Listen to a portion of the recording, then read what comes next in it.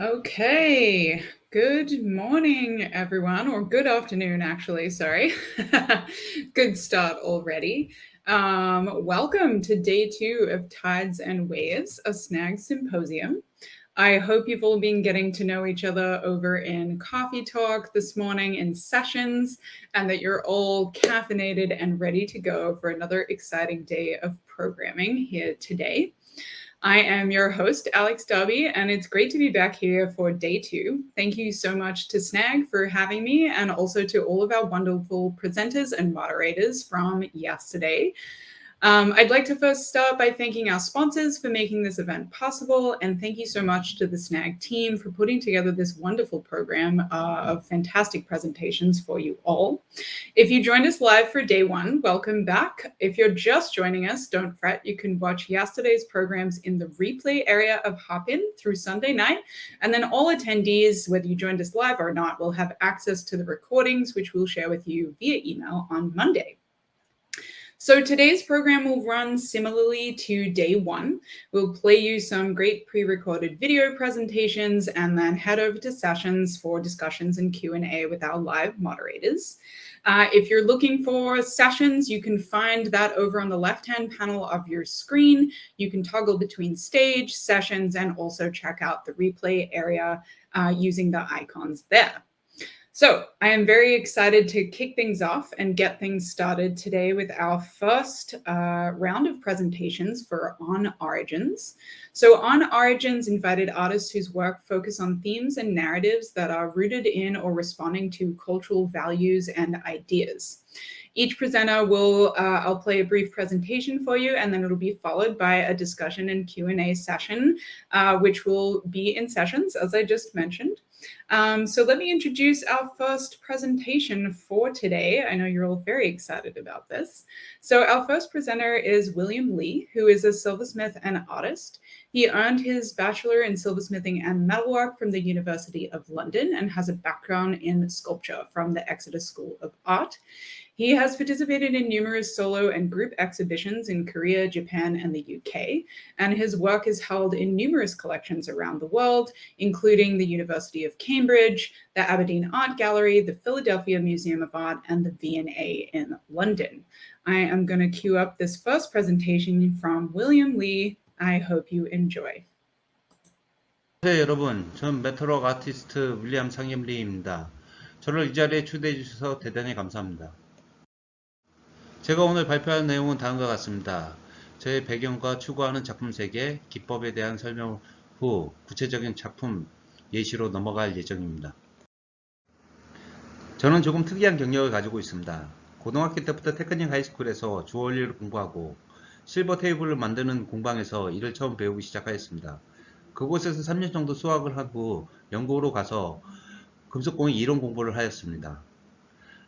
BA를 졸업한 뒤 영국에서 본격적으로 전업작가 활동을 생각해 보니 제가 전하고 싶은 것과 하고 싶은 것, 잘할 수 있는 것이 무엇인가 생각해 보게 되었습니다. 영국에서 공부를 하였으나 영국의 미감을 보여주는 것은 저에게 쉬운 일은 아니었습니다. 따라서 제가 정말 표현하고 싶은 게 무엇인지 고민을 거듭한 끝에 한국적인 문화 코드를 담아 작품을 만들기로 결심하였습니다. 한국의 공예를 조사하면서 한국의 공예의 역사와 전개 과정을 조사하고 그 속에서 아주 평범한 한국의 미를 보여주는 소재를 찾아보니 기물이라는 생각이 들었습니다. 기물은 역사적으로 우리가 뗄래야 뗄 수 없는 도구이며 인간이 농경사회를 시작하면서 기라는 도구를 쓰임에 따라 발전해 왔습니다. 그래서 저는 한국의 전통 도자기를 재해석하면서 금속에서 도자로 영향을 주고 다시 도자에서 영감을 받아 한국적인 기라는 전통 도자기의 기형을 금속으로 재현하였습니다. 저는 기라는 절제된 형태 안에서 한국적인 조형미라는 문화적 코드를 담아내고 있습니다. 작품 표면에 녹아내리듯 유연한 선과 작은 흔적들로 장식된 질감은 한국적인 문화 코드의 기형 위에 새로운 변화를 담으려는 의도였다 할 수 있습니다. 저는 형태와 표면이 서로 연결되어 있다고 생각합니다. 저의 작품에서 형태는 표면을 낳고 표면은 다시 형태로 이어집니다. 저에게 작품의 형태는 문화나 다름없고 표면은 세대와 같습니다. 표면을 바꾸고 변화하면서 형태가 만들어지듯 세대가 바뀌면서 문화가 달라지는 양상에 주목할 필요가 있다고 생각합니다. 제 작품의 표면의 질감은 미세하게 모두 다른 까닭은 이와 같은 철학을 투영한 결과입니다. 제 작품을 창작할 때 주력하는 지점은 다음과 같습니다. 저는 한국적인 도자기 형태에서 전통에서 형태의 선을 표현하고자 노력하면서도 작가로서 추구하는 저만의 선을 함께 보여주길 원합니다. 중국, 일본, 한국은 과거에 교류할 때 서로 영향을 주고받고 환경, 기후에 따라서 상이한 선들을 갖게 되었습니다. 각국의 특징은 다음과 같습니다. 중국은 대칭의 문화로 잘 알려진 만큼 황금 비율을 중요시 여기는 편입니다. 반면 일본은 데코의 문화답게 잔잔하면서도 장식적인 경향이 강합니다. 일본의 도자기 자원은 풍부하지 않을지라도 대개 노동주의적이고 그리고 기술주의적으로 작품함으로써 단점을 보완해 나갑니다. 마지막으로 한국은 중국이나 일본과 달리 이전부터 자연스러운 미를 추구해왔습니다. 부드러운 곡선의 미에서 느끼는 음향의 적절한 조화. 저는 기물을 만들 때 이런 한국 도자기의 선의 특징을 살림과 동시에 같은 전통이라 항아리에 단순히 그 전통을 모방하는 것이 아니라 저만의 항아리 형태의 비율을 찾으려 합니다. 멀리서 보아도 저 자신의 항아리 형태, 한국 항아리 형태라는 수식어가 연상되었으면 하는 바람입니다. 한 일화를 들려드리겠습니다. 과거에 콜렉트 페어를 참석할 당시 에이전트로부터 한 컬렉터에 연락을 받은 적이 있습니다. 그 컬렉터께서 제가 작품이 전형적인 한국 형태라며 한국 사람이 맞지 않냐고 확인하고 싶다는 내용이었습니다. 저는 이와 같은 경험을 할 때 작가로서 큰 보람을 느낍니다. 다음으로 제작 기법에 대해서 말씀드리겠습니다.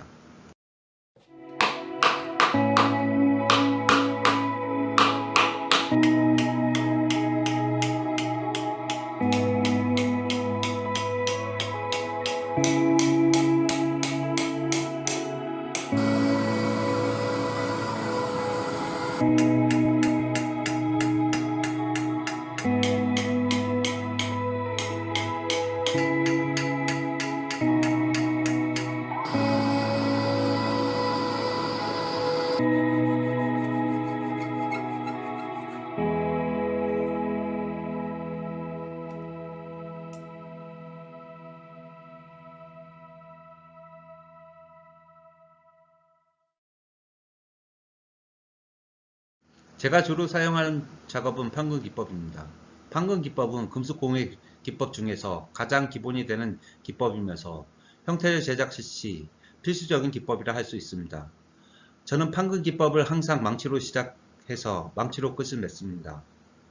산업의 발전과 기계의 편리함으로 시간을 절약하고 제작할 수 있지만 정통적인 판금 작업을 하는 이유는 가장 전통적인 방식이라 생각합니다. 판금 작업을 고집해 왔습니다.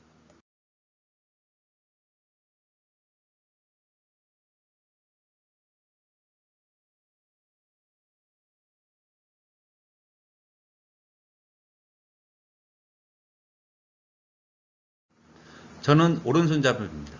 그럼에도 불구하고 판금 작업을 해서 왼손 그립은 그 무엇보다 중요합니다.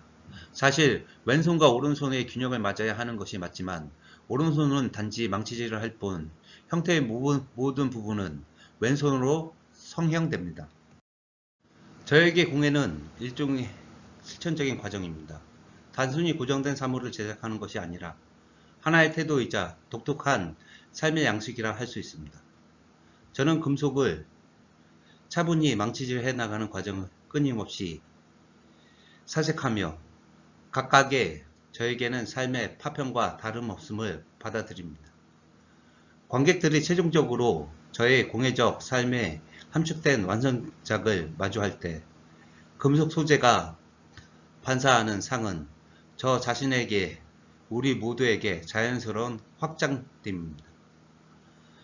저의 작품은 우리들의 각기 다른 삶의 형태를 다채롭게 운유합니다. 개별적인 작품에 대한 이야기로 넘어가겠습니다. 저는 언제나 자연물의 형상에서 영감을 얻습니다. 저의 대표작의 첫 번째는 다랑아리입니다.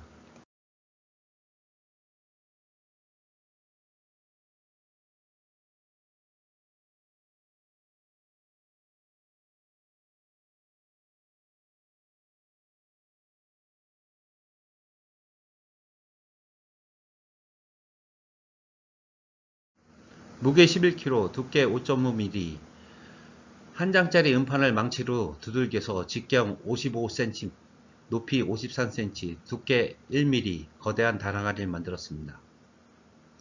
항아리의 밑바닥의 굽은 없애고 주둥이는 좁히고 목은 조금 짧게 하되 구의 어깨 볼륨을 살포시 낮추는 것이 주요 포인트입니다. 저는 흘러내림, 녹아내림, 얼어붙음, 휩쓸림 등의 키워드를 바탕으로 차갑고 매끈한 금속인 은혜, 인간의 질풍노도와 자연의 사기를 담았습니다. 저는 평소에 기라는 형태는 원에서 시작해서 원으로 이루어지고 원으로 끝난다고 생각하기에 다랑아리는 늘 이런 부분을 반영해 왔습니다.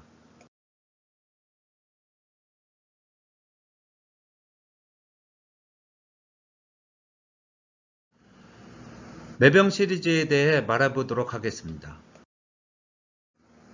매병이란 명칭은 매화 등 꽃가지를 꼽는 화병이란 뜻으로 여러 문헌 자료를 연구한 결과에 따르면 18세기 이후 중국에서 사용된 용어로 알려져 있습니다. 10세기에서 15세기 고려, 중국, 일본, 동아시아 전 지역에서 모두 애용되었으며 각국에서 제작된 기형이 있었으며 그 중에서도 특히 고려 청자 매병의 경우 그 형태가 우아하고 빛깔이 아름다워 다른 국가들과 교류 속에서 다수의 매병이 수출되었습니다. 저는 이와 같은 매병에 담긴 유관 미감을 조형미로 통해 드러내는 편입니다. 동체부 상단의 둥근 형태에서 극적으로 좁게 떨어지는 유연한 곡선은 제가 항상 놓치지 않으려는 노력하는 제 매병 작품의 특징이기도 합니다.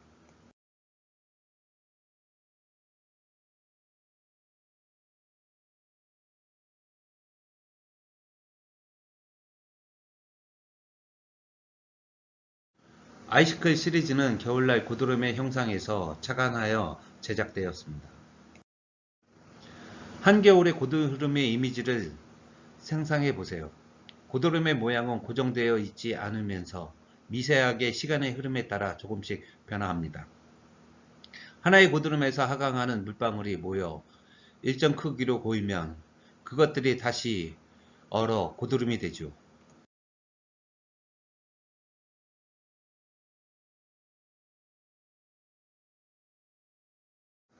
햇빛과 지면의 열에 의해 사라지기 전까지 이런 과정은 계속 반복됩니다. 고드름은 일종의 순회성을 띠는 점에서 불교의 윤회 사상과 유사합니다. 저는 일시적으로 존재감을 드러냈다가 금방 없어져 버리는 고드름의 찰나에 포착하면서 고드름을 순간성을 각기 다른 질감을 통해 표현해 보았습니다. 드롭 시리즈는 폭포에서 물이 떨어질 때 바위에 부딪히고 난 뒤 잔잔하게 흐르는 모습을 묘사한 작품입니다. 폭포수의 상층 부분에서 잠깐 세차게 내려온 후부터 물줄기는 일정한 속도를 유지합니다. 저는 폭포수의 급속한 흐름이 아니라 다소 느린 속도 안에서 충분한 에너지가 과하지 않게 함유되었음을 강조하고 싶었습니다. 차분한 곡선의 형태에서 지나치지도 모자라지도 않는 중용을 추구하는 한국의 정서가 반영되어 있습니다.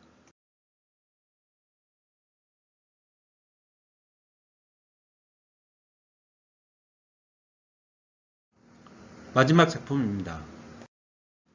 이 작품의 제목은 빔으로 높은 산봉우리의 만년설을 함의합니다. 여름의 윤기설을 지나서도 존재하다가 다음 겨울을 맞이하기에 해를 넘기는 성질을 지니며 눈에 비해 입자가 작고 섬세합니다. 누구나 마음속에 잊고 싶지 않은 자신만의 중심은 하나쯤은 있을 것입니다. 코로나19가 장기화되면서 다들 힘들어하는 현 시점에 저는 이 작품을 통하여 모두의 내면에 존재하는 비가식적인 마음의 산의 만설 풍경을 묘사함으로써 지친 사람에게 조금이나 위로를 전하고자 합니다. 기존에 저는 단일 금속의 소재를 보유한 재료성을 돋보이는 조형물 위주로 제작했습니다. 이번 작품에서는 은 소재의 본래적 미감을 살린 입구와 달리 동체 부분은 동 소재를 결합시켜 대비 효과를 주었습니다. 이와 더불어 공예는 형이나 색의 요소가 중점적인 회화나 조각과는 달리 소재에 완비할 수 있게끔 전체적인 분위기를 강조되므로 저 역시 그 부분을 집중했습니다. 이 작품의 재료는 순은과 순동입니다. 순은만이 깨끗하면서도 맑은 특성은 작품의 신비로운 느낌을 더하며 예술성을 강화시킵니다. 순은의 함량이 높을수록 부드러운 성질로 인해 형태 구현이 까다롭지만 저는 역설적으로 그러기에 더 고집하는 편입니다. 그리고 순동은 온도에 따라 색을 입히기 용이합니다. 저는 수백, 수천 번의 두들김을 통해 연약한 필름 입자와는 대조적인 단단한 이미지를 심력한 표현하기 위해 동체 부분을 어두운 색을 띠게끔 의도적으로 파티네이션을 하였습니다. 저는 제 작업의 완성도를 높이기 위해 최대한 시간을 내서 전시나 자연 풍경을 감상하러 다닙니다. 그리고 그 감정을 제 작품에 녹아내릴 수 있도록 다양한 망치질을 실험하면서 가장 효과적인 망치 패턴과 선을 보여줄 수 있는 방법을 항상 생각합니다. 또한 연습과 샘플 과정을 통하여 완성도를 높일 수 있는지에 대해서 많은 생각과 주변의 지인들과 토론하기도 합니다. 앞으로의 저의 목표는 계속 좋은 작업을 하는 것입니다. 단지 고가의 재료가 아니라 제가 알고 있는 은이라는 소재가 주는 느낌과 매력을 사람들에게 가능한 온전히 전달하고 싶습니다. 고등한 달, 고드름, 만년선 등 여러가지 자연물을 주제로 작업을 하면서 한국의 기형태와 그것을 만드는 도공들의 생각을 조금이나 이해할 수 있게 된 것 같습니다. 기형태를 제작하면 할수록 세상의 이치를 깨닫게 됩니다. 우주를 담는다는 것이 무슨 의미인지 이제서야 어렴풋이 알 것 같다고나 할까요? 앞으로 작업 활동을 있어서 천주들의 발자취를 조금이나마 따라갈 수 있도록 있기를 바랍니다. 제 이야기를 들어주셔서 감사합니다. 고맙습니다.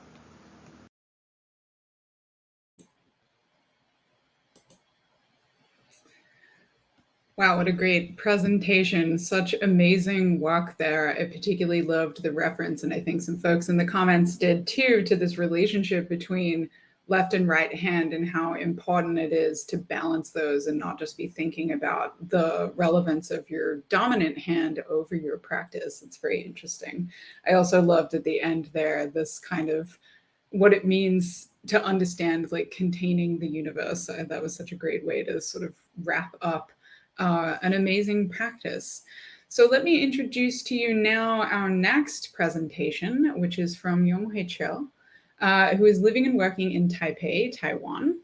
Growing up in different cultures encouraged her to observe and amplify everyday lives in a positive way to constantly discover interesting elements, which has led her to notice similarities between housing exteriors and body adornment and has unfolded a continuous making of wearable pieces. This presentation will take you through her everyday life, surrounding environment, and places that she visits. Her works are a direct reflection of what she sees and is always trying to re-visualize the scenery. She enjoys making jewelry pieces and will share her background and reasoning behind choosing jewelry or wearable pieces as her medium. I hope you enjoy this next presentation. Hello, my name is Yung-huei and I am from Taiwan. I will be sharing with you some thoughts behind my works. I will do a brief introduction of myself and then switch to the slides later. Before my journey in metal and jewelry, I did design for my undergraduate and took a jewelry making course. I found it very fun to make something from scratch to finish, so I decided that I wanted to learn more. After graduating, I entered Tainan National University of the Arts and studied under Professor Mengnan Qu. There I found a whole new world on jewelry and its possibilities. I attended a workshop at the end of my first year. It was held by the Australian artist Sue Lorraine. Everyone was asked to bring something related to their culture and integrate it with found or ready-made objects. So I printed some photos of Taiwanese neighborhoods I have taken over the years and made brooches with some stationery clips. I used these clips as rooftops and arranged them as they were shown on the photos that I had with me. Throughout the making process, I thought that there was more I could make with this topic. I continued to explore what I was attracted to and slowly realized that I have always been looking at the surface of the human body, the elements that are added onto the body. And it is time and the owner that shapes what I see. These are brooches with collage of printed photos of houses that I had with me on the workshop and mounted on metal. So a little background story on me and taking photos. My family had to move countries several times for my father's job when I was growing up. I had opportunities to travel and was encouraged to take photos during our trips. I think this turned into my habit, and I would unconsciously snap images of things that I now consider to be different yet familiar. We mainly lived between the Middle East and Taiwan. And I think until today, they are both home and foreign to me at the same time. But I enjoy living in different cultures because every time feels like a fresh start. Thus, the change in environment made me notice the differences in my surroundings. Here are a few photos of my image on Saudi Arabia.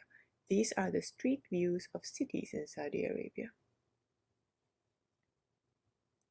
This is a common style seen in the older residential area in Jeddah. And this is a modern house. This is what I started to see after moving back to Taiwan. Suddenly, everything seemed to be dense and reachable. Here are the alleyways in the residential areas in Taipei. Another view of an alley in Taipei. Many parts of the city are under urban redevelopment, and these areas will also have to face these issues in the future. There is something fun in everyday ritual or habit because there is always a background story or reason behind how it started. But since we are so used to the habits, both physically seeing it and mentally feeling comfortable around it, that it made it somehow disappear until one day something happens and we are reminded that it exists, such as traveling or being asked about it. I also find it interesting how we adapt to our surroundings faster than we think and without realizing. In photographs, images are cropped and magnified. I started to see details of houses and other objects attached to the surface. Our everyday lives are too busy and fast and always visually overwhelmed. So I thought maybe if I removed all the excess things and leave the one element that I am attracted to, which is a similar concept to photographs, but turn into an object. So this way, it is a scene from everyday life, but static, three-dimensional, and still familiar, which also provides time for the viewer to think, even if it's just for a few seconds. It is starting to build a connection. These are rings that can be worn individually or stacked. This is another piece from the same series with window patterns etched through on all sides. These are 5 bracelets that are placed on top of each other. These pattern windows were first introduced to Taiwan through Western architecture designs around the 1920s as decorative pieces. They were made of iron bars with exquisite crafting skills, then were slowly adapted to residential buildings with the rise of economy as they were customized and reflected the owner's aesthetics and interest. The barred window concept gradually shifted with the increase in population density, especially in the cities, and has been an icon of safety and reassurance ever since. Corrugated roofing sheets initially were used locally to provide a waterproof rooftop or additional storage spaces on houses. But its time-saving and cost-effective practical features surpassed aesthetics and other structural concerns and have been widely accommodated. I thought both of these properties conform my idea of covering the body with things for security purposes, as we do with body accessories and amulets. I began making jewelry with mini window patterns and mimicking the waves of corrugated sheets, but eventually I was stuck with technical issues. I was not able to reach the satisfied color of the surface and was too focused on replicating how the actual roofing sheets are assembled. It made my making process very time-consuming. And then one day, I still cannot recall how it happened, I decided to try a recycled piece of corrugated roofing sheet to try to solve my problems. This was one of the first pieces I made from this series. And surprisingly, viewers were curious about the colors and the materials. This is how the sheets are normally seen on the streets in Taiwan. We always see the material in large sheets as rooftops or fencing pieces from afar, and never up close or in such small dimension. As you can see here, these are close-up of the recycled sheets. Every piece is unique, as they have been kept outdoor and sometimes sprayed or covered, resulting in faded tones and different color patterns. I think it is a wonderful collaboration outcome between man-made and nature. My reason for choosing this material is not for its recycling purposes, but because it is present in our lives and people can relate to it in their own ways.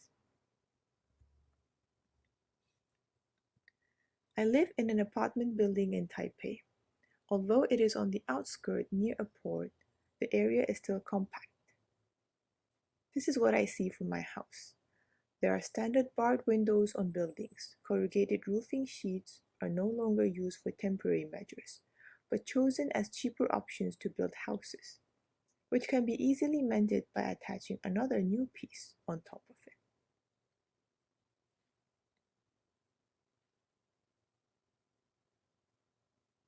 With creating works related to this topic, I am slowly finding these houses to be fun to look at, and it is the everyday life I see around me. There are also many family-owned factories in my neighborhood. The industrial and residential atmosphere are always intertwined within each other.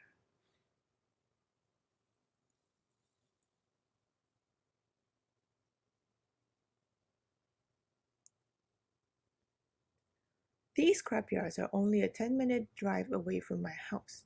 I never thought it would be so convenient to have scrapyards nearby. I go there once in a while, and sometimes it does feel like treasure hunting, not knowing what I will find. I am also very grateful for friends who always inform me of sources of the recycled roofing sheets on the streets or in the field. This is the local morning market. Vendors set up their stalls in the alleyways of residential areas every morning. Cartons and baskets are conveniently stacked on top of each other as temporary displays. It is always crowded, loud, busy, and fast, but everything somehow harmoniously coexists together. I find this to be the spirit of this environment and always try to congregate the elements in my works to highlight this. I think this is also how I fit in different cultures, by creating and recreating what I see. Looking at my works, I find them usually consist of in, out, and in between spaces. I don't think that cultural values can be rated because it is genuine, and this is what shapes and represents a culture. While making the pieces, I want to feature the material and its detail. so I choose to use wires or frames made of thin sheets to keep the design minimal but still structurally stable. Here are some brooches that are made with roofing sheets and stainless steel wires. The green brooch consists of 2 cuboids. The smaller one slides in and out of the bigger one to extend the space. I usually wash and dry the sheets and then hammer to flatten a little bit, so it is easier for me to cut into smaller pieces. Since heat or solder cannot be applied, I try different ways to form the sheets. I started to incorporate rough, uncut crystal ores and the idea of precious stones when I found they share similar features with the recycled sheets. The sheets have unique surface textures and patterns, which are one of a kind. They were formed by staying in the open air for years, but usually covered in dust and dirt, waiting to be discovered. When I start a new piece or series, I always start with a vague image of how I would like the piece to be presented, and then start with making. I cannot draw it out, therefore I rely on the process of making. There is a lot of adjustment, and I follow my intuition to make decisions because I know from my past experiences that it will bring new ideas and surprises which I always adopt along the way. Therefore, it is important for me to work with hands. I use this time to clear my mind, slow down my pace, and allows me to think. In this example with the rings, I would always have an idea of how I would like it to look like, how they are stacked, and have to find a reason for choosing the rectangular shapes in this particular way that they are set. And slowly I will find the string of continuation of my concept. Looking back, making was always something we did at home, although they were all domestic crafts, but these are the intangible assets that have been passed down through everyday practices. These actions are present in every household and culture. Traditions, celebrations, and family memories always involve making in some way. I believe it is natural instinct to work with hands. There are certain things that can only be delivered through making. It is intimate but still a collective language. It only comes through feelings and memories of the hands. I find jewelry to have similar characteristics. It is beyond status and wealth. Even though jewelry is still strongly valued as hedging assets in local cultures, but it is also personal and accessible, triggers emotional responses of people, and carries so much within just the palm of the hand. Jewelry is a medium that associates people, but also incomplete without an owner or a wearer. Thank you very much for your time, and thanks to the organizers for the invitation for me to partake in this event and to talk to you all.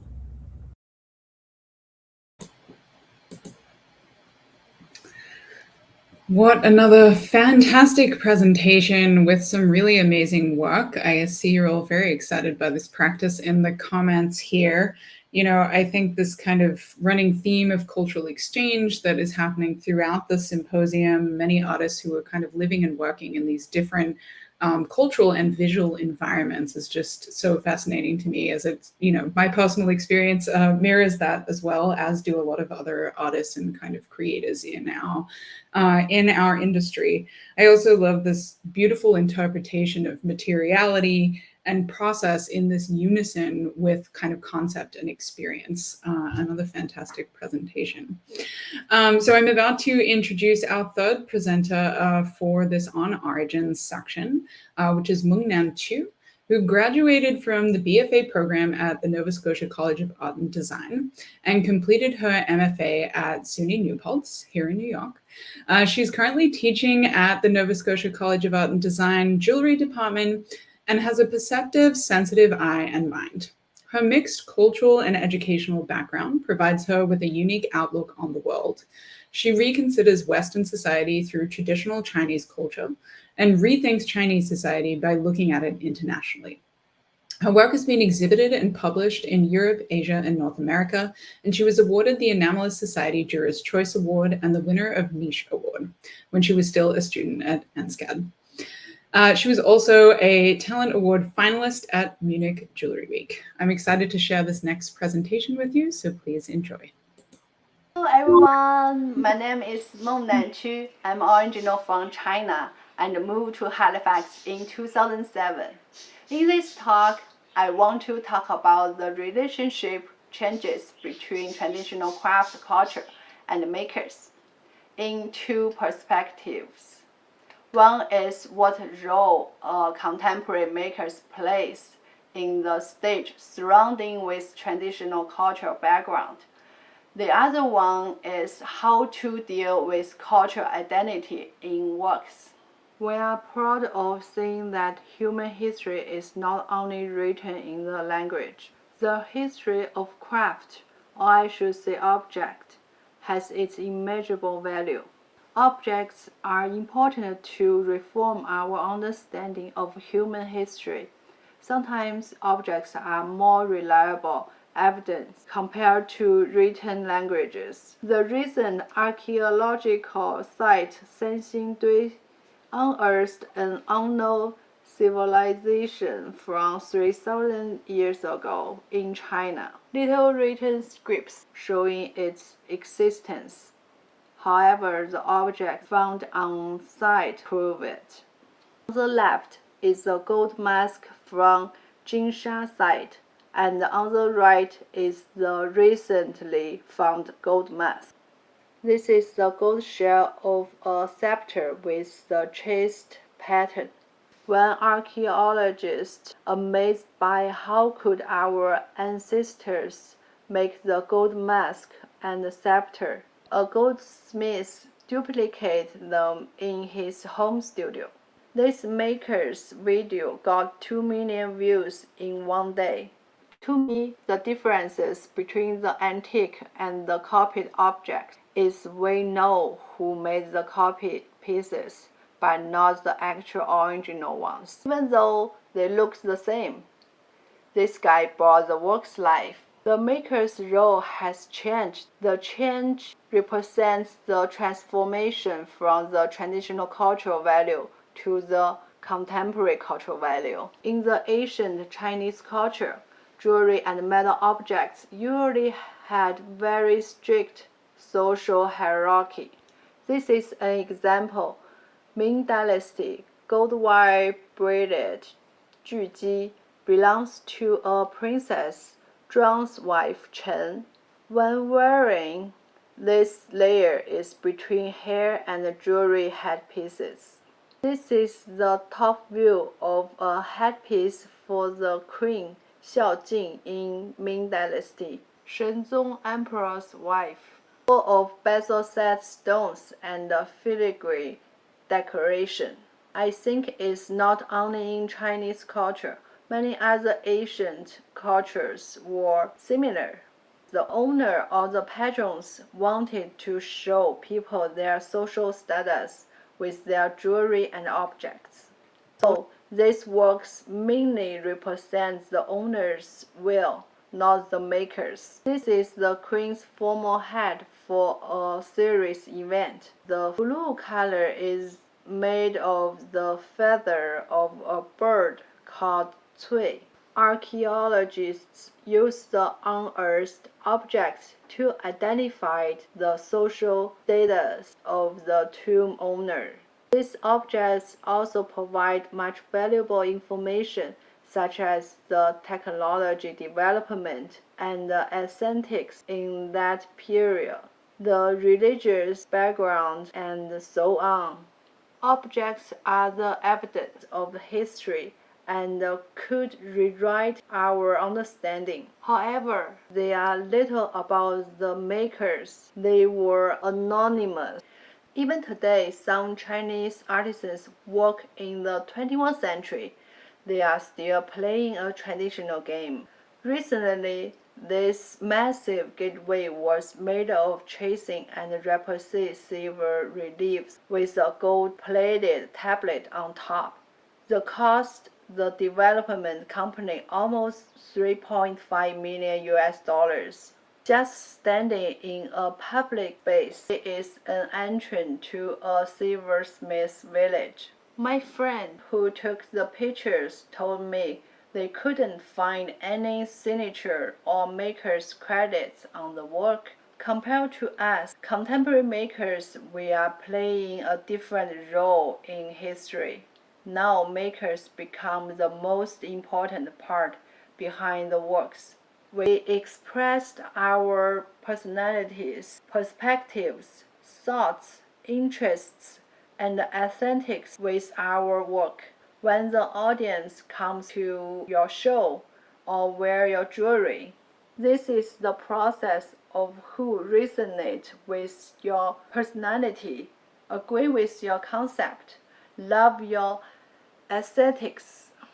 Maker and viewer meet at your piece, which is a new relationship compared to the makers and the patrons in the so-called craft business. As a Chinese grow up surrounded by Asian culture, my works naturally flow out the cultural language. There are uncountable sources of inspiration in style, traditional techniques, and philosophical concepts. For example, many Chinese metalsmiths like to use filigree technique in their work because it was pushed to a significant level in Chinese craft history. This is Guo Xing's work. She used the filigree.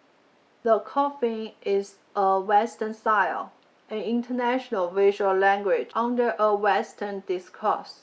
In contrast, the filigree wing pattern gives me a powerful Chinese cultural sense. Both elements carry their cultural value beyond forms, but the wing part provides the work with character. This is an excellent example of putting cultural elements and the international visual language together. In my practice, however, sometimes I feel dilemmatic between hugging traditional culture and avoiding corny cultural icons. There were conflicts in my works since I was an undergrad student at NASCAR University.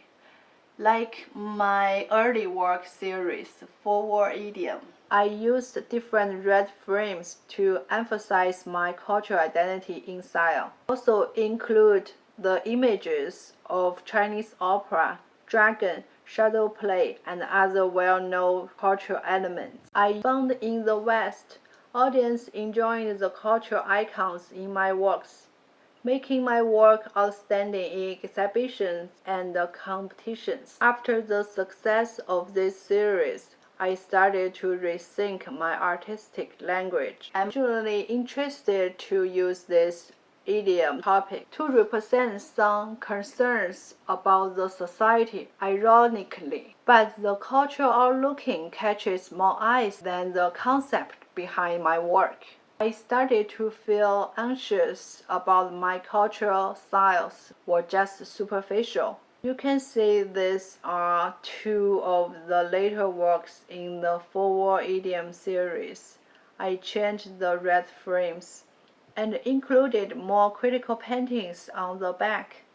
At the same time, I was working on another series called Bitterness and Sweetness Comes, also from a Forward Idiom. Differences is I did not include any popular cultural icons in these works. The Chinese philosophy of life was deeply rooted in this concept.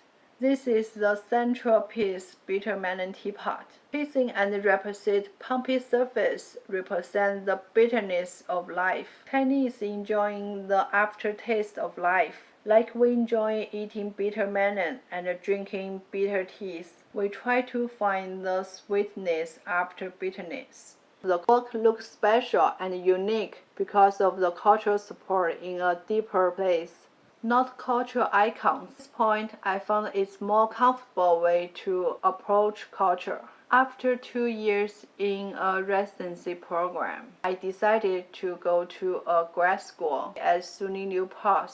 I still keep my eyes on the social issues in China.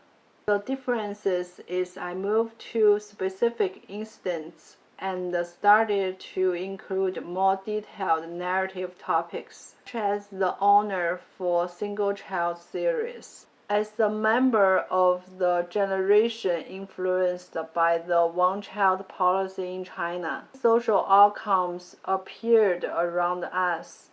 I painted a group of narrative images on these enameled works to record incidents that happened in this period. The container's form was inspired by calabash squash. The form of calabash is a traditional cultural symbol that represents best wishes to have more children and continue family line. Calabash has a lot of seeds inside. In East Asia, is a common form. The meaning of the form and the topic have conflicted feeling. It's not just a cultural icon in style, it's a conceptual icon too. This group of works was selected in the talented show in Munich Smoke Jewelry Week. When I was standing in the show, I was feeling my work were very strange standing among their works. This is the talented catalog, showing Clara Churodinava's work on the right, my work on the left. I admired about the simplicity of most designs. I also admired those mystery materials used in their works. My works look so old school, too traditional. Am I contemporary? That was a feeling of not being confident about the cultural identity. I started to ask myself, should I make my work more minimalism? Should I make my works match a contemporary gallery's environment? Should I make my topic more international? After a period of self-examination, I told myself, as an artist, please question yourself, but continue to be yourself, enjoying the freedom of how you present. A unique experience will crystallize a unique artwork. In my recent works, I explore some traditional materials, such as natural lacquer. It's a very common traditional material in past East Asia. Through my research into the traditional material, I found material is also a vital factor, carries cultural value. Other than material exploration, I made several wearable incense burners. This time, function was the direction of my discovery. Incense means a lot in China. It's about family line, immortal, then meditation. This classical painting shows a woman is lighting incense. The smell can be another dimension of a jewelry's function. A wearable incense burner lets the mystery of smoke follows you. Blurry mist is always a crucial element in classical images. In other situations, classical images used in craft works were also charming in Chinese history. One day, the fruit gallery brought some antique porcelain fragments with beautiful images for artists. They want us to pick some and make jewelry. Many incredible jewelry artists joined this event. These were in the first show. I respect the history and the beauty of these fragments. I interested to use as less material as possible to cover these antique pieces. Therefore, I made several sites. Imagine I just found them on the ground. I named the series Pick It Up. The image shows the pieces for the second show in the following year. I enjoyed working with these antique objects so much. I believe objects carry culture and also prove our civilization. Cultural icons can be used, but neither through an anonymous way, nor in a superficial way. As contemporary maker, I use my works to express my personality, perspective, and aesthetic to give the audience a window to resonate. So looking back at the talented show, I'm proud that what my works carry is way beyond a story, a concept, or a style. My culture made my work outstanding and unique because I was trying to represent myself, and I'm always a part of my culture. Thank you.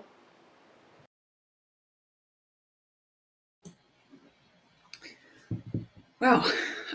What a great start to the day with these three amazing presentations. Just such insight and criticality and introspection on her practice there. I see from the comments that you all really enjoyed that as well. So get excited because we're about to head over to sessions to continue the conversation of On Origins with our moderator, Punam Madhok, who is an associate professor of art history at East Carolina University. She received her PhD in Italian Renaissance and Baroque art and her MA in Chinese art at the University of Illinois. Her bachelor in art history and painting and printmaking was completed at Kala Bhavan in India, and she has presented papers at conferences, receiving grants to study works of art in Italy, Russia, Japan, Cambodia, and India. She has also published articles on Asian Renaissance and Baroque art, and her drawings and paintings have been exhibited both on campus and in juried shows.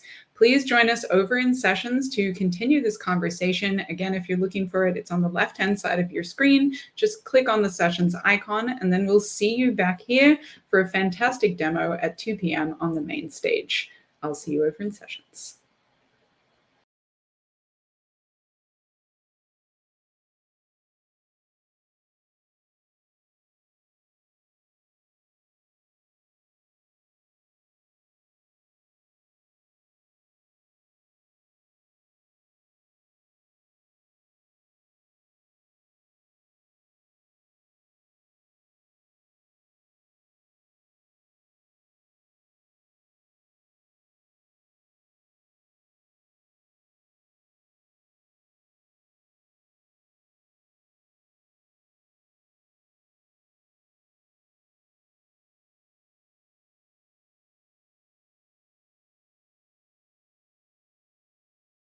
How are you? Great.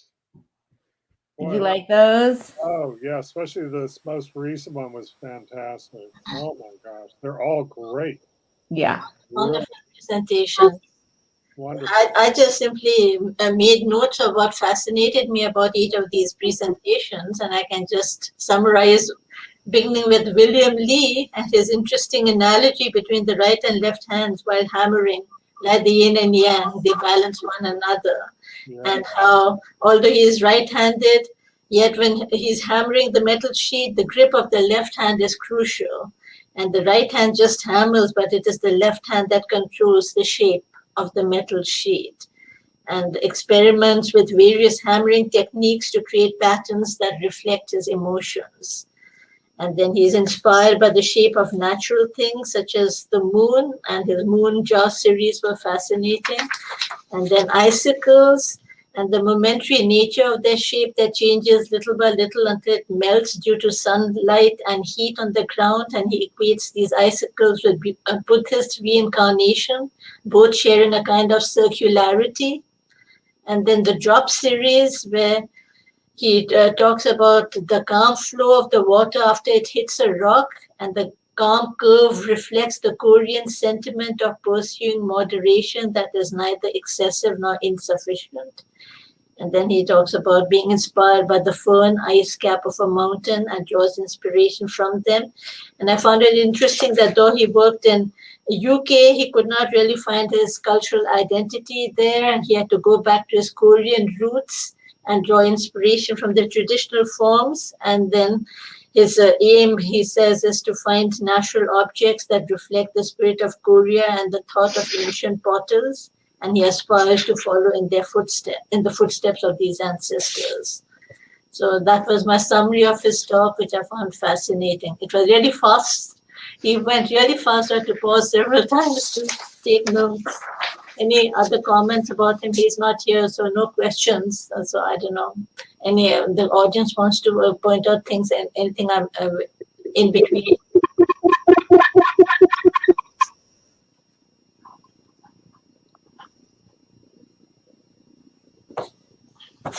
Then we can go on to the second presentation. Talk about Williams anymore? But William, Before you move on, what's going on here? I think that's my mic. Just a moment. Someone's getting, is that me? I don't know whose sound that is. Jack wants to speak, but I think he's trying to sort out his feedback. So let's just give him a minute. Jack, did you want to? Yes. I think you have it open on another. Yeah, turn the audio off one of those. You two devices playing back.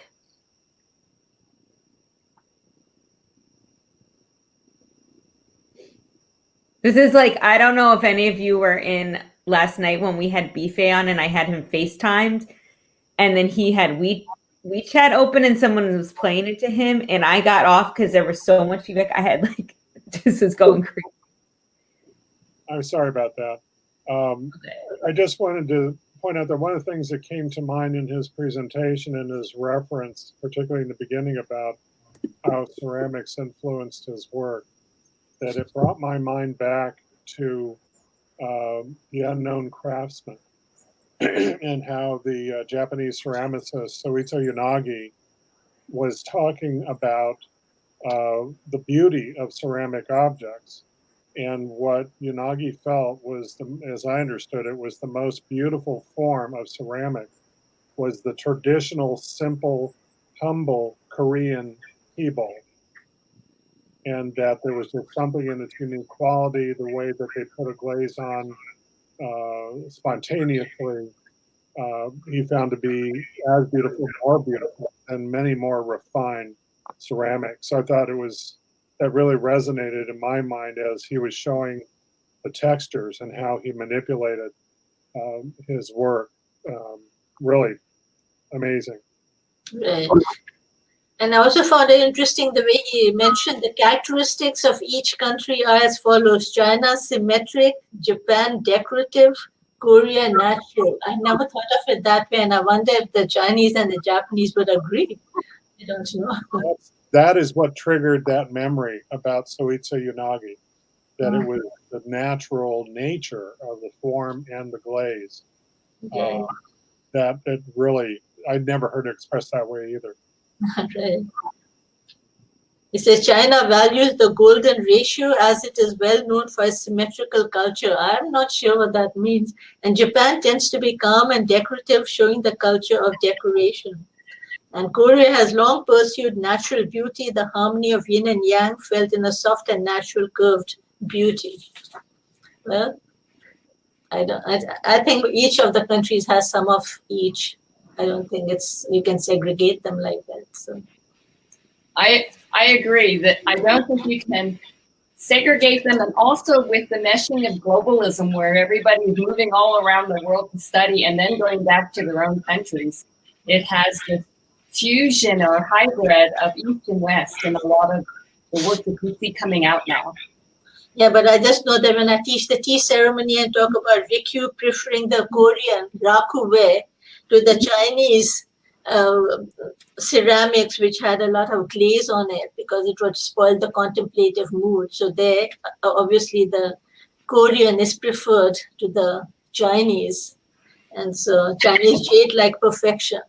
And so there is some truth to that probably because Rikyu, who was the tea master of Japan, the best known tea master of Japan, preferred this raku-wei, which came from Korea, which was very rough and natural. So there's probably some truth to what he is saying there, because the moment I read that, I recalled what I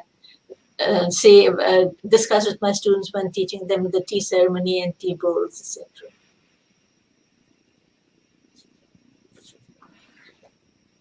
Any other comments about his? And we have one of our presenters with us, Yung-huei Chao from Taiwan. And so she can answer questions. And your presentation was fascinating, how you draw inspiration from architecture in Taiwan. And I also really liked what you said about those window patterns which inspire you. And I found a similarity between some of those designs and Islamic patterns because they're so geometric. Mm-hmm. And also, you talk about being inspired by these corrugated roof sheets and recycled material, that the scrappy yards, which is like a hunting ground, treasure hunting place for you. But all secular influences. Did you not find any spiritual influences when you fluctuated between these countries, Taiwan and Saudi Arabia? Did that not affect your work? Yes, but I think because I've started going deep into my ideas maybe in the past year or so. So I think there's still many that I can work on, but I still don't know how to express the spiritual part. All right. And what is the main religion in Taiwan? What do the majority of the people follow? Is it Christianity? No, it's Buddhism and Taoism. All right, it's not Christianity because when I run into people in the US from Taiwan, most of them are Christians. Oh, but traditionally, most of them are Buddhist or Taoist, and culturally, they also practice what the Buddhist and the Taoist do. Right. So yeah, I would say most of them will not be Christians, but I think the number of Christians are increasing slowly. I just wanted to mention that I thought your lecture was fantastic, and you're so good at the written and spoken word, and it was so nice to see somebody that could craft something where we could see images, we could understand kind of the feeling of a place, and then you really explained how those things connect with your work visually and with the spoken word. So it was really wonderful to watch. Thank you. And also like what you said, important for you to work with your hands, and you use this time to clear your mind and slow down your pace and think. And so that I found was very interesting, how you spoke about it as almost like a meditative process, which clears your mind as you work with your hands. Yeah, I think for me that process is important, but also slows down the process a lot. Yeah.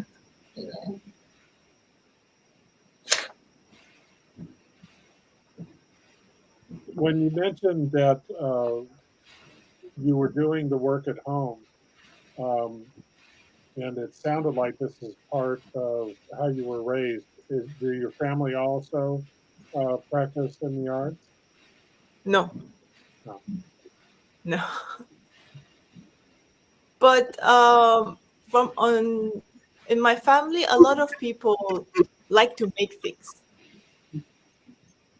So they're not they don't make arts professionally or related to their jobs, but we do a lot of handcraft or works at home.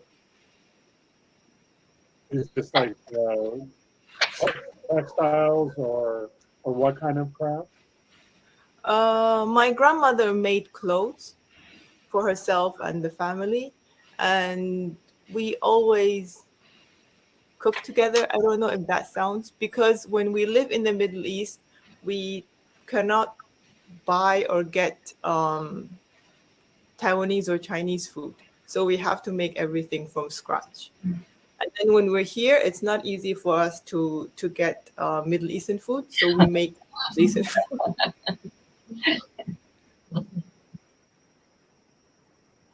Well, you could always go to International House of Pancakes.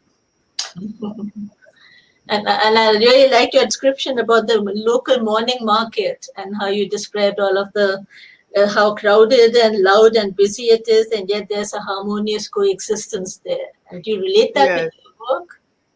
I mean, does that spirit seep into your work? Yes, I think what I realize is that what I mean by everything coexists harmoniously is cars, people, and everything. They're very close to each other, but there are no conflicts. Mm-hmm. And I try to express that by trying to put everything layered or very close to each other, but still not covering too much. Yeah. But also visually appealing. That's what I try to make.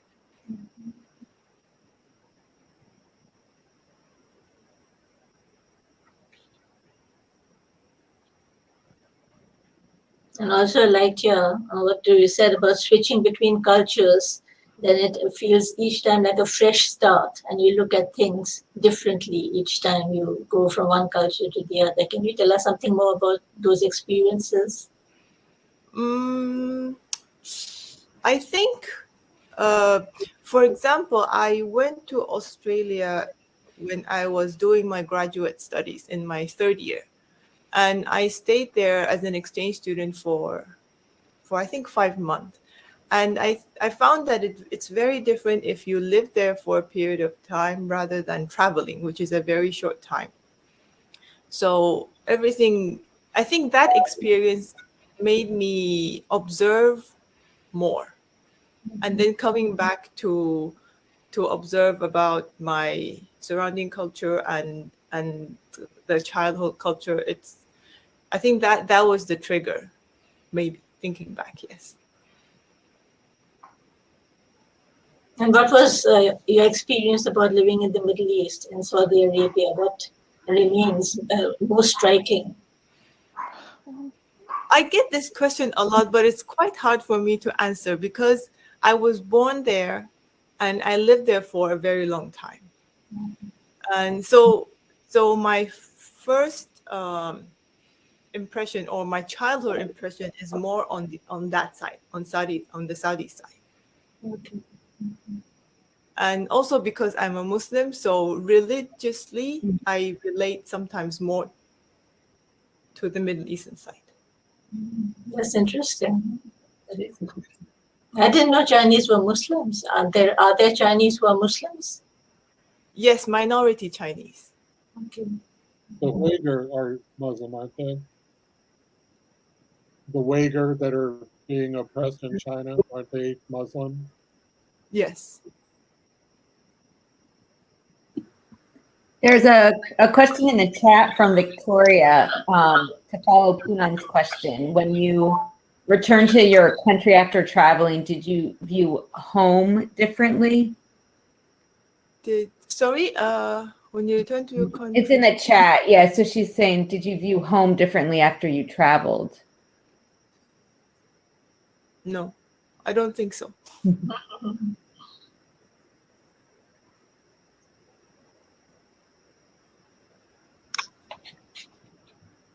And Laura was saying that she appreciated hearing about your discovery process with working with the aluminum material. Did you want to say I'm something about just that? looking at it. So this is actually an alloy of iron and steel and some other material. It is the material that's used for roofings, and every company has their own alloy mixture. So when I was working with it, I can feel that they're different. Some are softer, some are harder, some are more brittle. So it's very interesting. So I had a question on your technique.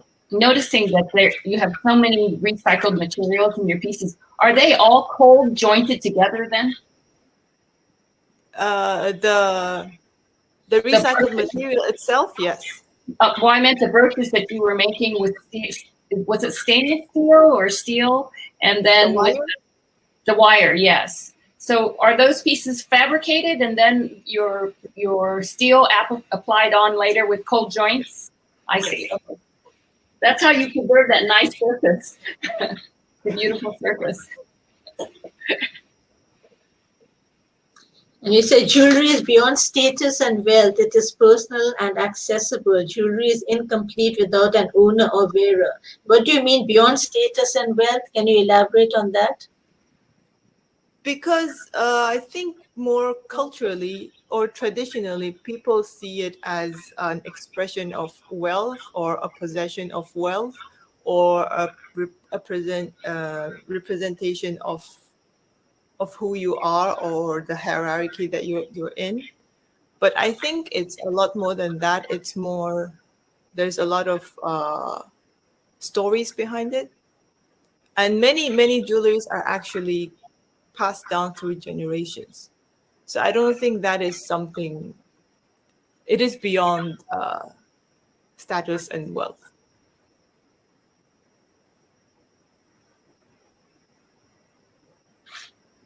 Thank you, Kiho. I guess we come to our third presentation by Mengnan Qu. And I found her presentation fascinating also about how she talks about traditional crafts and their makers, and the role has changed between the contemporary jewelry makers, and how traditional crafts were mainly done by anonymous craftsmen, and they reflected the owner's social status. And now contemporary artists express their own aesthetic interests, although some artisans of the 21st century still play the traditional game. And so, and I also liked what she said, that how she was trying to find a cultural identity and first started using these cultural symbols like red frames and Chinese opera, dragon, and shadow play, and that made her work stand out in exhibitions and competitions, and the Western audience really enjoyed these cultural icons. But after the success of these series, she started rethinking her artistic language, and she felt these cultural icons were superficial. And she felt that as an artist, it's important to question yourself and yet to be yourself. And she started enjoying the freedom of how you represent things, and started exploring traditional material like natural lacquer in new ways, and then came up with this wearable incense burners, which symbolize family line, immortality, and Zen meditation in China. And a wearable incense burner lets the mystery of smoke follow you. And so she feels, as a contemporary artist, she uses the work to express her personality, perspective, and aesthetic, and to offer the audience a window into her mind. And so the changing role of a maker, not making the jewelry for a patron. And when somebody buys your jewelry, it means that a wearer agrees with the maker's concept and sense of aesthetics. So that transformation, which she described, I thought was very interesting. And also how she said that objects are important to reform our understanding of human history. Sometimes objects are more reliable compared to written languages. So those were some of the observations which I found very interesting in her presentation. She's unfortunately not here to elaborate on them, so we have to just discuss it amongst ourselves. I think that these three went together so well, and having this one wrap it up for me was just excellent. I think that, I don't know if she's going to become an art critic, but she was so strong about, I think, starting from archaeology was such a beautiful way to start, and then to talk about the whole culture. That struck me a lot, and I'm curious. I don't know if this is a separation right now, but I do feel like in the U.S. people are so fixated on self-identity and individuals, and it feels like from many of these lectures that were together that by thinking about culture and by thinking about the whole, it feels like it's away from the things that I'm experiencing on the everyday, where people are so fixated on their own self-identity. So I think starting with archaeology, and then especially that gate image, I thought was amazing, in talking about how we don't know who these makers are, even though they're contemporary. I just thought that was such a really nice way to kind of wrap up all three of the lectures. But I am really curious whether in this whole theme of Eastern Asia, if the whole is much more considered than the individual currently, or if that is just kind of the case of these three lectures coming together.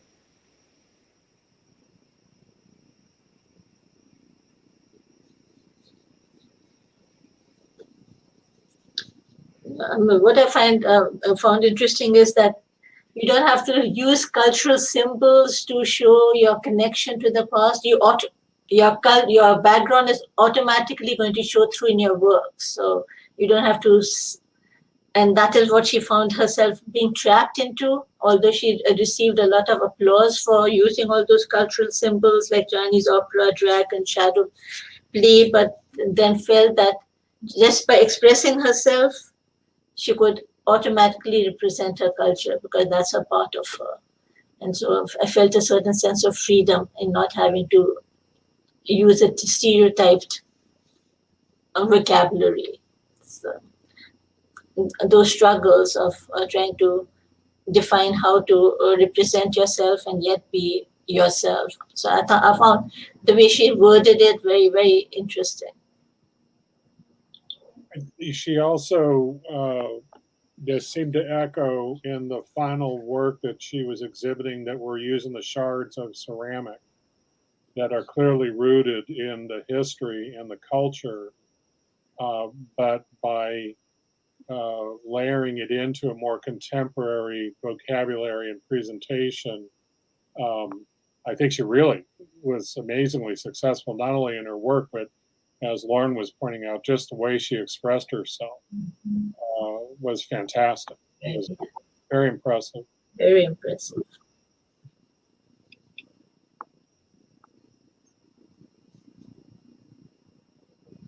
Any final thoughts about her presentation?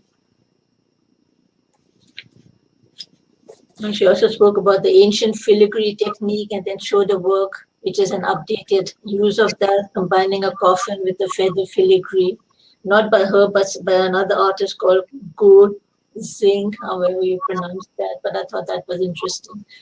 Updating tradition, that's such a current thing. We always have to do that, and it happens slowly. I think she mentioned that also. Updating tradition takes place slowly. Especially if you leave your country and you come to another foreign country, then you struggle with that even more. So, do you have anything to add to that, Yung-huei, about this struggle with cultural identity? In the beginning, when a lot of people mentioned this to me, I thought about it, but I don't think I would call it a struggle. I think it's something that I have, and I will have it with me all the time, and I think it is a very good tool for me to use in my works. Yeah, and I'm happy to use it.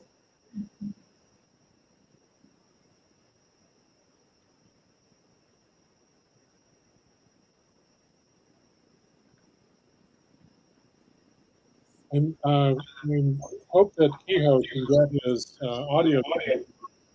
I had the impression that the last presenter may have studied with Kehoe.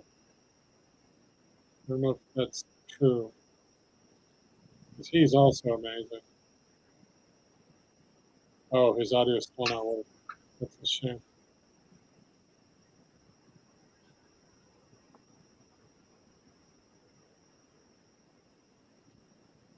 I also liked her work, Bitter Melon Teapot. I thought that was very interesting and how she explained it. I couldn't, in a hurry, take more notes on that, but I would love to go back and listen to what she had to say about that work also. The Bitterness Ends, Sweetness Comes series, which she explored. So her work was, her presentation was very interesting. And she was quite young, so she seemed very mature, her presentation. So I was very impressed.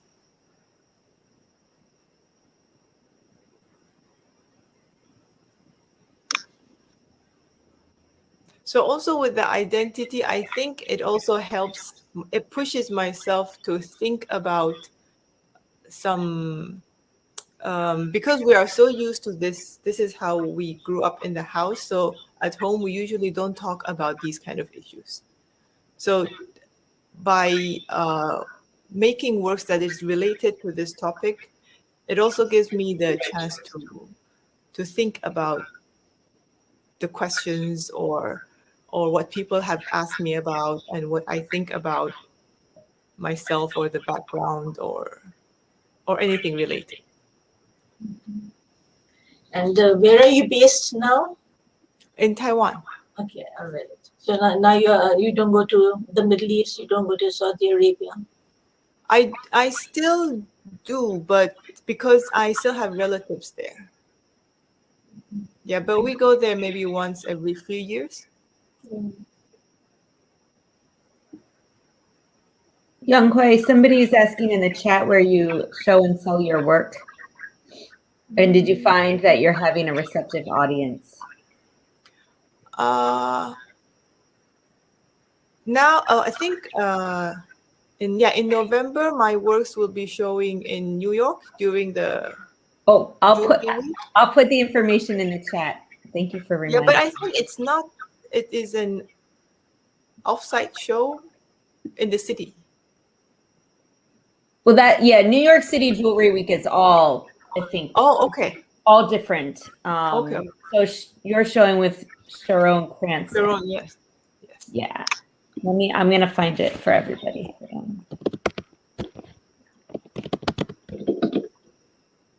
And I usually show my works in exhibitions or group exhibitions, and I don't have someone presenting me at the moment. So if someone invites me for an exhibition or a show, I usually join them.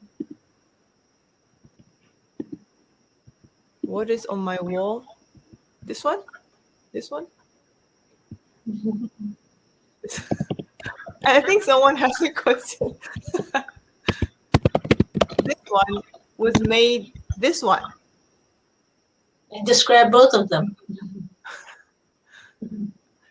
My friend made this one. It's made with different layers of paper.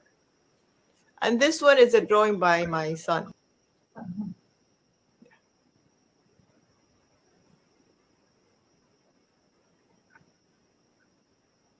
We had a good exchange of ideas and topics. So I guess we can end our session now if nobody has anything else to say. Thank you everyone for your ideas and for your discussion topics. And thank you to the presenters, especially Yung-huei, who could join us. That was so special that you could be present and answer questions. Thank you very much. And thank you, Punam, for moderating, and thank you, Yung-huei. And Kiho, if we get his audio figured out, he's going to be doing a demo in the main stage at 2. So we have a little break, and it's pre-recorded, so even if we can't get his audio, we'll be able to play it, but hopefully for the questions. And so I guess we'll see you there.